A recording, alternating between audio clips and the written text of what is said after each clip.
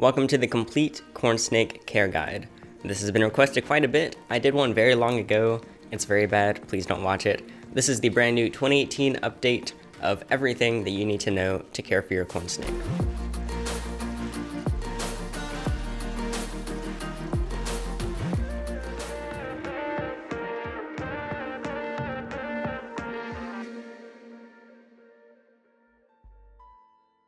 Firstly, if you go to the description of this video, you're going to find a ton of resources that'll help you throughout this video.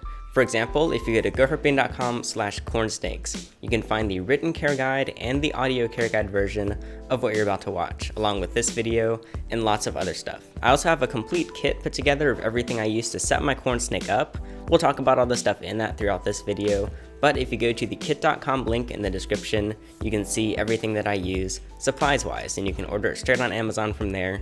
That also helps support the channel. And finally, this channel is filled with all types of reptile and amphibian husbandry, and all sorts of other things. I've done plenty of other videos on corn snakes, and you can find those links also in the description. Firstly, we need something to base all of this information on. Obviously, there are years of research and experience with all sorts of keepers all over the planet, but I think it's important that we actually go and have a look at where corn snakes are naturally found.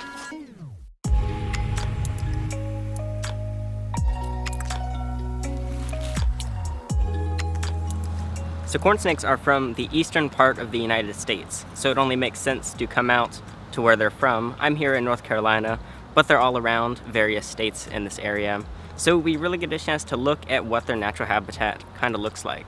Obviously, you don't want to duplicate it exactly, because corn snakes have longer lifespans in captivity for a reason, that being because we can remove anything that's been found to be dangerous. But either way, we can get a nice general idea. So around here in an area that's somewhat common for corn snakes and other types of colubrids, you've got lots of soil, obviously, along with clay. You've also got lots of dead brush like pine needles and old leaves from all types of different trees. You can see there's primarily pine around here. I'll get to pine later as to why that's something that you should actually avoid, but there's also a handful of hardwoods and other types of trees. I don't know trees very well. Unless it just immediately rained, it's really almost never damp unless you find different things like vernal pools or lakes or whatever. In fact, there's a lake if you keep walking right down that way. But like a couple days after it rains, all that water will run down, so the actual areas with lots of hiding places for different types of reptiles, it's really quite dry up here. There's no like super damp or muddy areas that you're gonna find corn snakes hanging out in. One of the nice things about these areas with lots of pines is pines don't actually live very long, but because these trees are dropping so often, it really leaves a lot of hiding places. I don't know if I hear an animal or a tree cracking above me. Hopefully it's just an animal, but that would be good timing. Now right around all this stuff that's fallen around here, I see lots of little things skittering around. I'm guessing some are birds, but there are also different types of mammals, and of course other smaller reptiles, things that corn snakes would love to turn into their food. So not only is it a great place for them to hide and stay safe, but because all this brush attracts these other animals, it's a nice way to stay fed. Now let's go ahead and get all the pieces together to create the perfect enclosure for your corn snake. Keep in mind there is no actual perfect way to do this. There are a lot of options. I'll try and cover all of them, but everyone's going to give you different advice on what to do and how to create the superior setup. You have three main options as to what you're going to put your corn snake in: a glass enclosure, a plastic enclosure, and a wooden enclosure. Firstly, glass enclosures. These are what I prefer, as you can probably tell, but a lot of people really hate other people using glass enclosures. I think this is a bit unnecessary, seeing as there's been so many people that keep animals in perfect conditions in these enclosures. Now, they are more expensive than something like a plastic tub. However, if you ask me, they just look better. If you want to build some sort of beautiful natural custom vivarium, then a glass enclosure is probably going to be one of the best options to do this in, because it's very easy to see in and very easy to work with. Now, glass enclosures may be better or worse depending on the climate that you're in. They hold less humidity and less heat than plastic, so this might be a good thing if you're in a more hot or humid environment yourself, because corn snakes don't need anything super hot or super damp. At the same time, even if you are in a dry, cold place, you are going to still have success as long as you set everything up properly in a glass enclosure. But it's possible that one of the other alternatives are actually better for you. For example, plastic tubs. These are super cheap. You can just go to Target, find one for 10 bucks, and there you go. You just gotta drill some ventilation in with some holes or whatever. You could even add some screen yourself, but this also has its downsides. It just looks not as good. Now, I do have some animals in plastic tubs, including some ball pythons and some leopard geckos. These are not animals that I'm keeping permanently, so it really doesn't matter if I can't see them every day. I can really only see them super well if I actually take them out. Now, it's not pitch black in there. Because plastic is usually clear, hopefully you're gonna get a clear one, the animal will be fine, light-wise, which we'll get into later. But it is just not as easy to see your animal in plastic compared to glass. And again, it'll be more difficult to build some nice vivarium because you won't be able to enjoy it as much. Plastic, however, is also much lighter, and it holds a lot more heat and humidity, which might be better in your case. Finally, there's the custom wooden enclosures. I don't know as much about this, I've been talking to people about them. There's lots of ways to set these up, and you really are never going to be able to actually find one to buy.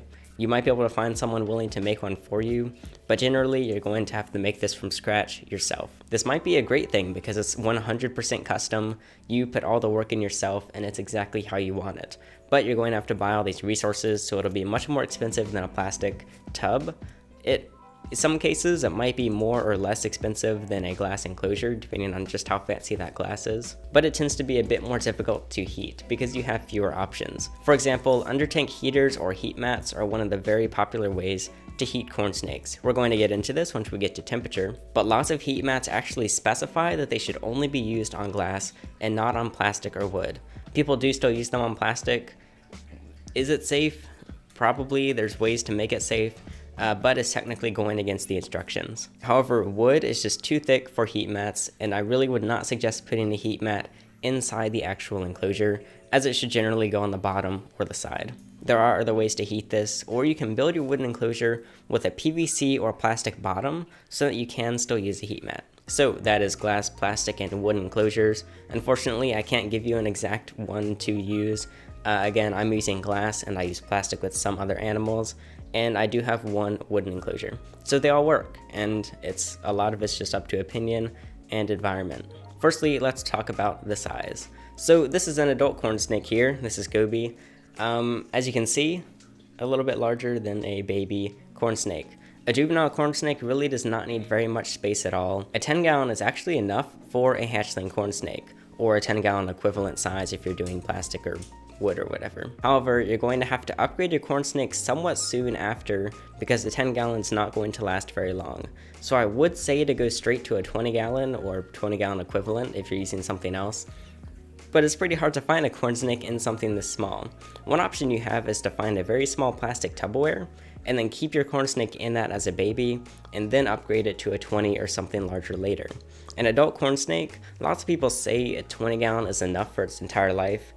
Gobi is currently in a 20 gallon and it is way too small in my opinion. He's just about to be upgraded to a 40 because they do tend to be a lot more active than other snakes. Either way, I think any animal should be given a lot of space. Personally, I don't think corn snake enclosures can be too large.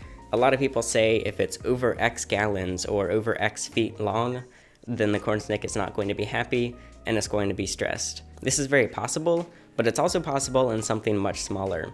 If you want all the details on this, I did a video on that, basically as to whether enclosures can be too large or not. Short answer is, if you ask me, they cannot. But an adult corn snake, if you're going bare minimum, I would suggest a 40 or something a bit larger. But you're going to get mixed answers. And then finally, after putting all that other stuff in the enclosure, you just really want to clutter the thing up. I mean, you can make it look nice, you don't just have to dump stuff in, but giving your snake lots of different places to hide is basically a requirement. Some people will say you need exactly 3 hides and they have to go here, here, and here, and if it's not like that, then your corn snake's going to be stressed and die. I think that's a little extreme. It doesn't have to be a hide, they can be kind of expensive. Literally just getting anything to help your snake feel comfortable, whether it's live plants or fake plants, or actual hides or planks of wood, whatever you want, as long as it's safe, it works. But obviously reptile hides usually look the best. You can also get cheaper hides, like just plastic ones or whatever. I like the half logs, however these have openings on both sides, so some people say that snakes are less comfortable when there's that much light coming in, so you can get a hide that's completely covered with one hole. There's lots of options, just giving your animal places to hide, both on the hot side and the cool side, so they don't have to choose security over warmth, or coolness if they're getting too hot, is the best way to do it.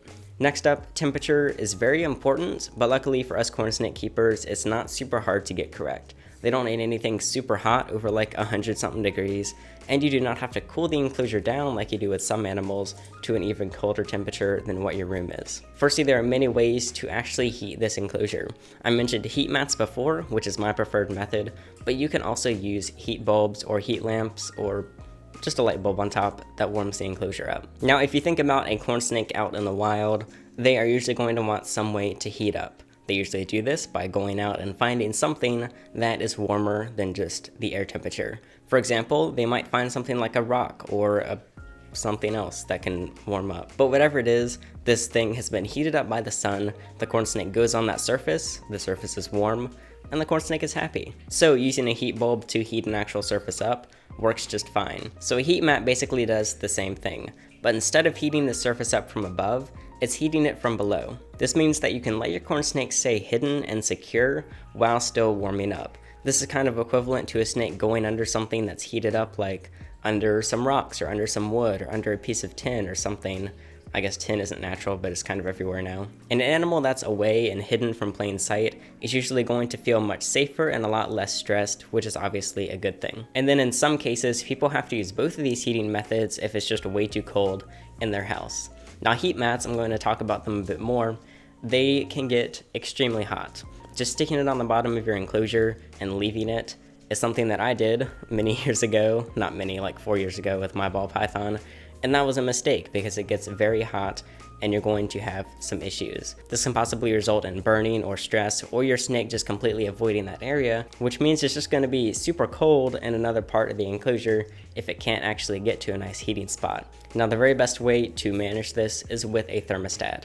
These are like 20 or 30 bucks on Amazon. I have my favorites linked below, or you can go to gohurtme.com/cornsnake-temperature, right? Yeah, cornsnake temperature.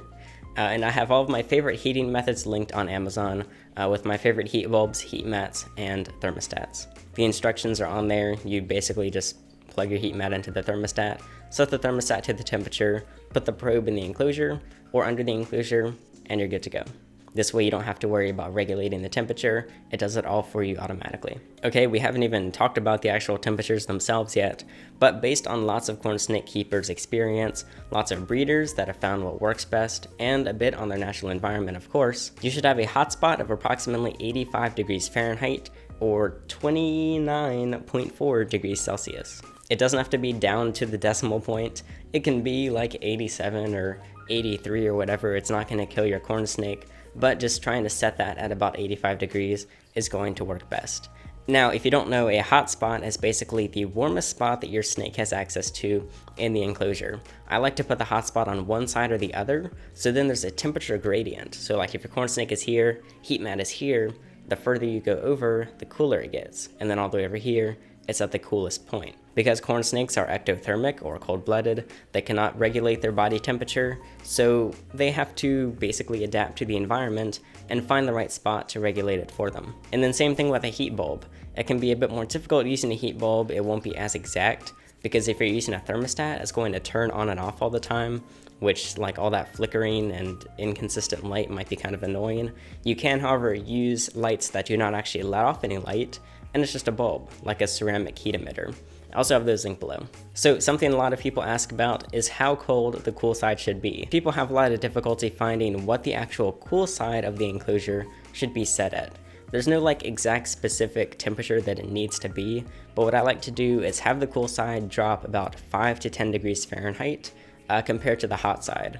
For example, if the hot side is 85, then the cool side is about 75 to 80. If it's like 74 degrees, I think that'll be okay as long as the hot spot is okay, because exact temperatures, like, it's all estimations. If you do need to heat the cool side up, you could just add a very dim heat lamp, or I guess if you have a very high budget, you could even get a second heat mat and set it on a very low temperature. But most of the time, just having the hot side will naturally regulate all the stuff on the cool side, so you don't have to worry about it. Next up, humidity.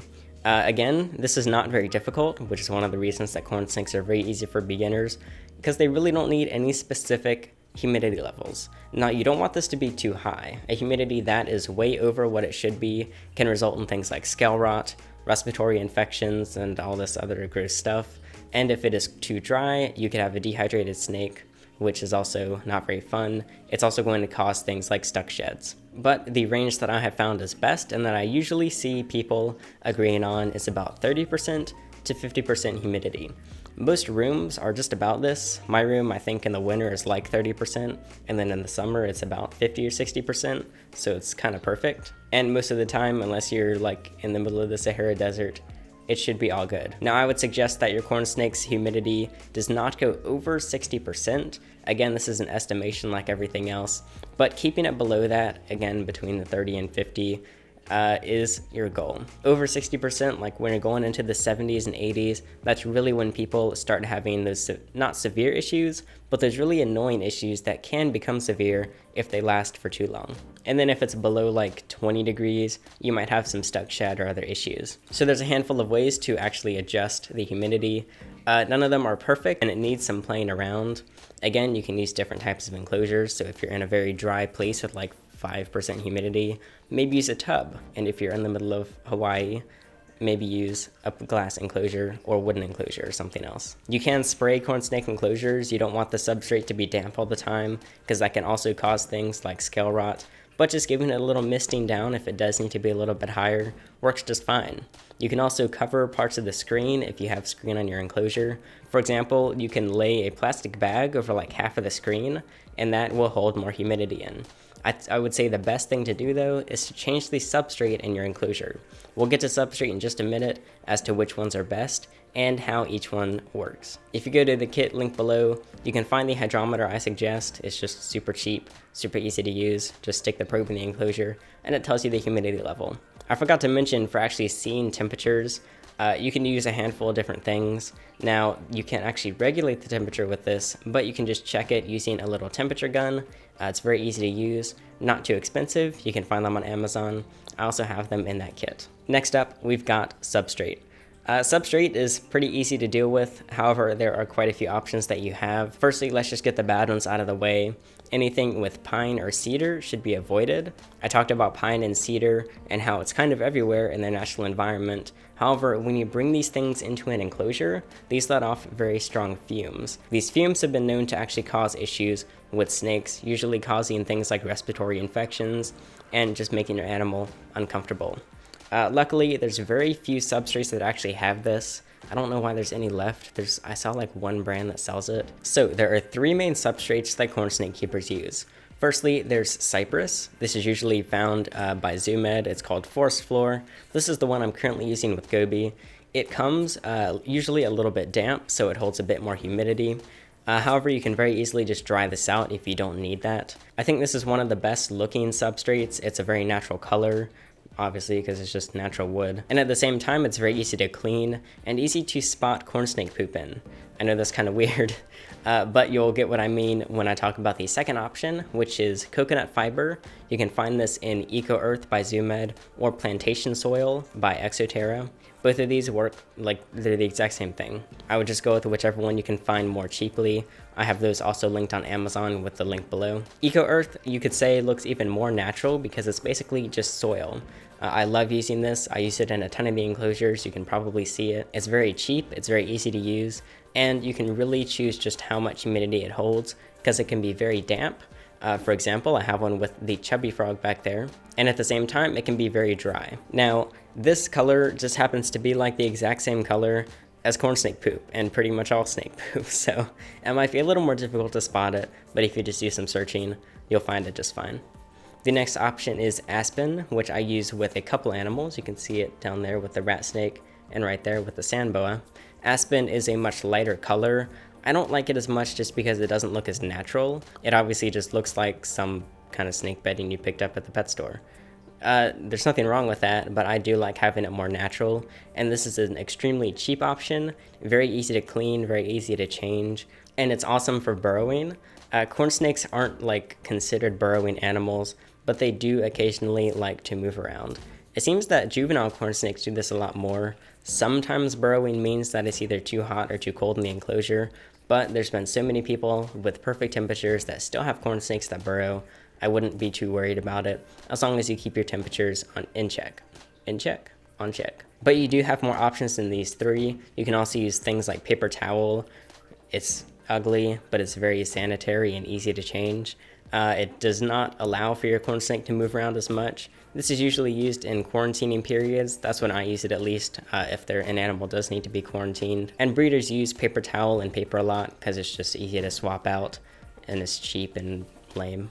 But you can also do a mix. I love to mix the cypress and the coconut fiber. For example, right there in my ball python enclosure, actually both ball python enclosures right there, that is a mix of the two. A very easy to hold substrate, looks very nice, and it's a bit different from what other people use because not everybody mixes them. But yeah, you've got a handful of options here. Basically just pick one of those three and you'll be fine. But like I said, some hold more humidity than others, which reminds me that aspen does not hold really any humidity. In my experience, when aspen gets wet, it just gets gross after a while. It can start developing some mold or change color, so I only use this in my dry snake enclosures that I never spray. Next up is lighting. Now if you ask me, every animal needs a very clear day and night light cycle. Basically, they know when it's daytime and they know when it's light time. They know when it's nighttime. This is not very hard. There's a lot of ways to do it.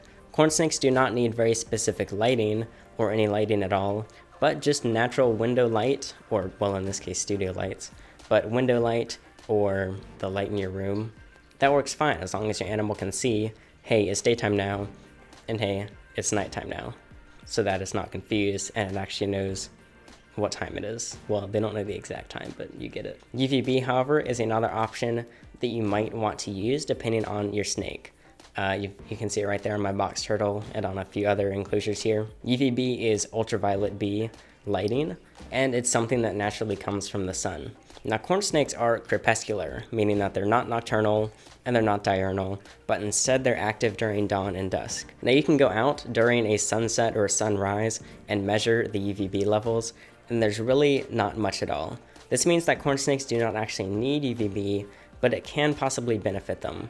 Lots of people have seen very positive changes on their animal when UVB is on it, but the second debate comes in when dealing with albino corn snakes. Albinism means that their skin and their eyes are going to be much more sensitive to light, especially ultraviolet rays, which means that you might want to avoid UVB, but we don't really know yet. So what I would suggest is if you have an albino corn snake, hold off on the UVB for now until we know more about it. Since we know that they don't need it, but it might actually harm the albino species, or albino morphs. If you just have a normal morph or a non-albino morph, you can slap some UVB on if you want, but you don't have to. Also, a side note, I suggest that you do not use any lights at night. That's one of the other nice things about heat mats versus heat bulbs, is you can heat the enclosure at night, no problem. But the nighttime bulbs really bug me. A lot of people think that they cannot see this light, when in reality, it's possible they don't see the color, but they still see the light perfectly fine. So I really don't like those bright red bulbs marked as nighttime bulbs because they are not very dim.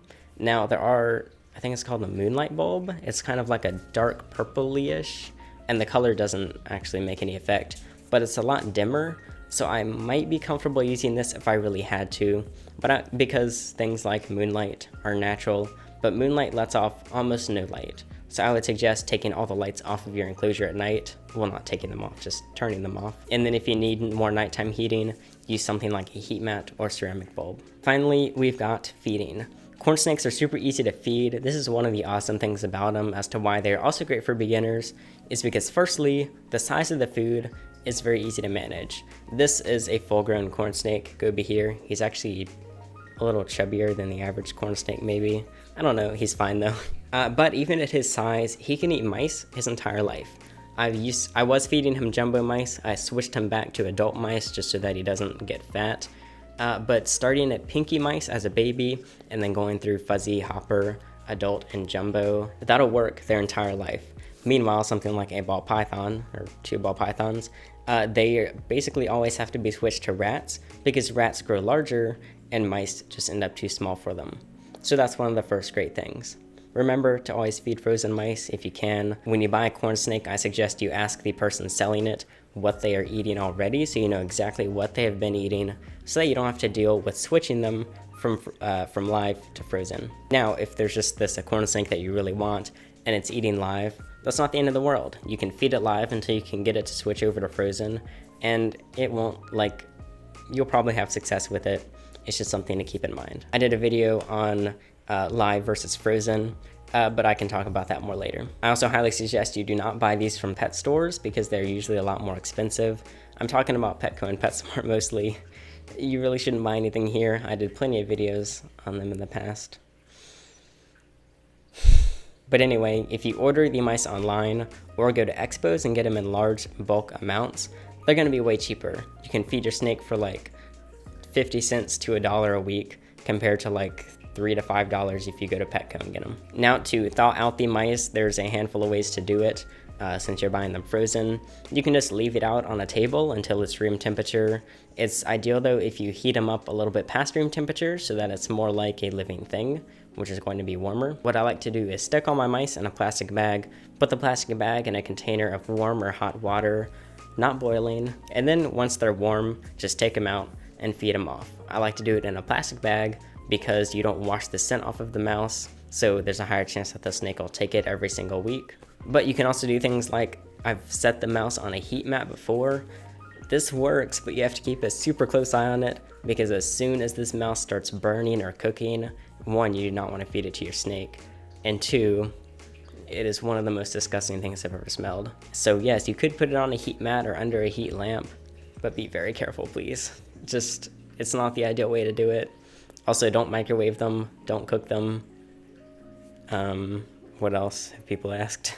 Yeah, that's about it. Just put them in some hot water and you're good to go. Now, figuring out what size mouse to feed your snake, there's a handful of ways to do it. Some people do it based on weight. For example, for ball pythons, you want to feed them, I believe it's 10 to 15% of their body weight each week. Corn snakes, I don't actually know if it's the exact same because I don't go by this. I simply look at the girth of their size right here, then take that girth and find a mouse that's just about the same. Maybe a little bit larger. It's okay if it's a tiny bit smaller, but try and estimate it just based on that. If you do that size, then once a week should be just fine. Once the corn snake's an adult, you might want to do it a little less frequently. Like Gooby could probably go to every 10 days instead of every week, maybe even every 2 weeks, but I don't want to push it. So yeah, just about once every 5 to 10 days, usually once every 7 days, it's just fine for them. But wait, where should you feed your corn snake? In the enclosure or outside in some other tub? Please feed it in the enclosure.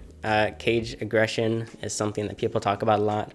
It has yet to be proven. It's been a myth for a while, but everyone still feeds their snakes out of the enclosure, and it really annoys me. It causes more problems than positive things. This is something, however, that I went much more in depth in another old video, but all the information is still up to date and just fine, so you can go watch that. And then feeding the snake, I like to use snake tongs, which I have linked in the kit.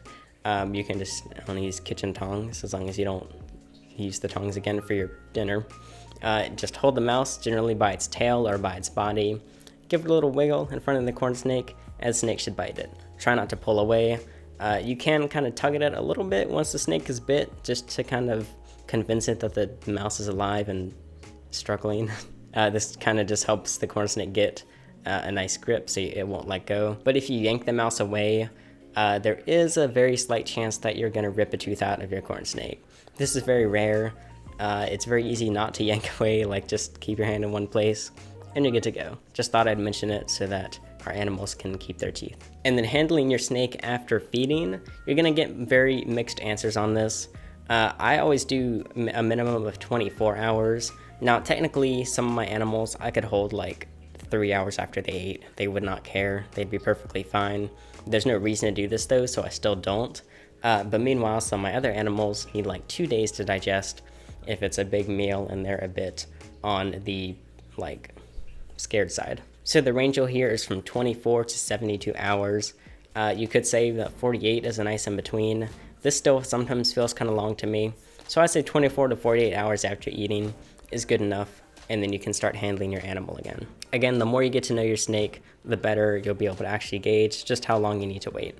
If you do not wait, for example, if you fed your snake, then 30 minutes later took it out to play with it, it might regurgitate this meal because they really can't defend themselves with a huge mouse inside them. Regurgitating the animal is not only a big waste of a rodent, but at the same time, it's very demanding on their body to vomit it up. Finally, I think I already said finally, but finally again, is the water. You can just use tap water with your animal. It works perfectly fine. However, there's going to be chlorine, chloramine, and usually ammonia in this water. The very easiest thing you can do is just add some Zoo Med Reptisafe reptile drops. I've been using it for a few years now. It's immediate, it works, it's very easy. There are other techniques. I actually did a whole video talking about all different types of water. The short answer, for example, well water, as long as you don't add anything to this water, then it should be fine. But there are certain chemicals that are stronger on animals like reptiles compared to humans. So that's just about everything when it comes to corn snake husbandry. Hopefully this wasn't too long. Hopefully everything made sense. If you have questions, you can direct message me on Instagram, but there's a lot of messages, so I cannot promise I can get back to you. The best thing you can do is join our Discord server, which is linked below, or the Facebook group, which is also linked below.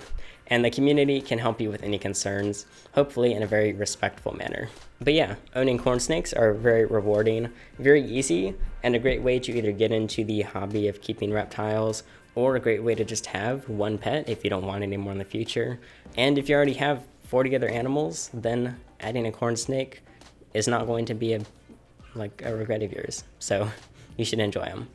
Again, go to goherping.com/cornsnakes to find a ton of other resources. You can see everything I used for this in the description, and lots of other videos all over the channel.